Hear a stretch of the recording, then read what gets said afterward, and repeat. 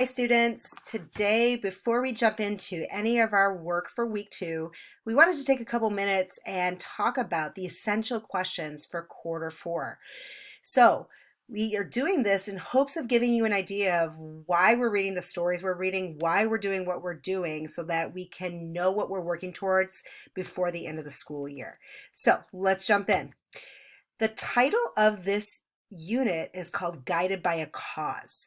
So all of our questions are going to reflect something about a cause, something that we're working towards or something that others were working towards. So that goes straight into question number 1. Question number 1 for this unit is, how does uniting behind a cause actually improve society? So I'm sure you can think of many causes that you've seen in your lifetime, people uniting behind that, either for good or sometimes for bad purposes. So start thinking about some of those that you might have known or seen in the past. Question number 2, how do I affect society? So thinking of like a chain effect or a cause and effect system here, kind of like my picture there. You know that when something hits something else, there's a ripple effect, right? So how do you personally have an effect on society? Again, good and or bad. And then lastly, the third question we're going to address this unit is, how does society affect me? Okay, there are certain things that we can control in our life. There are certain things that we can't control in our life. And how does that have an effect on you personally?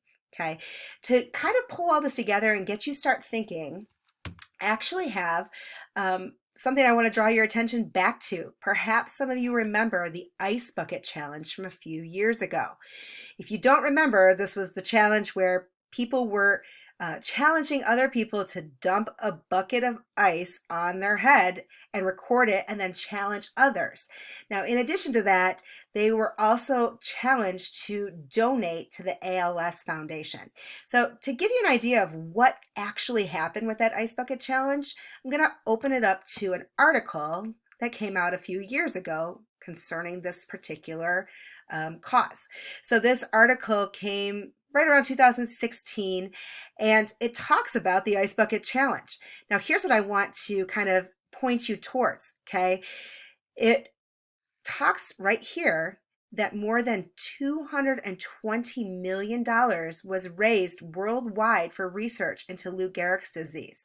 And this actually, something as simple as challenging people to dump a bucket of ice on their head, had an astronomical effect on society just from something that small. Okay, it went viral on the internet, and then we had celebrities and dignitaries and everyone doing this and then donating money to help this neurodegenerative disease.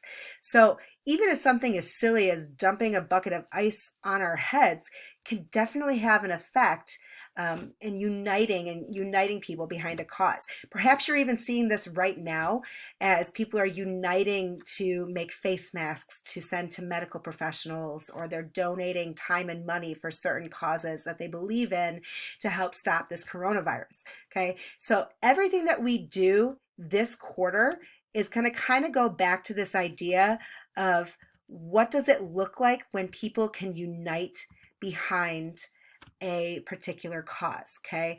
And most of these things that we're going to be looking at here had a positive change, but not all of them. But we wanted you to have an idea of what questions we're working towards this unit so that you can make those connections throughout this time. Okay, guys, let's jump right into our first assignment, and we hope you have a great week. See ya.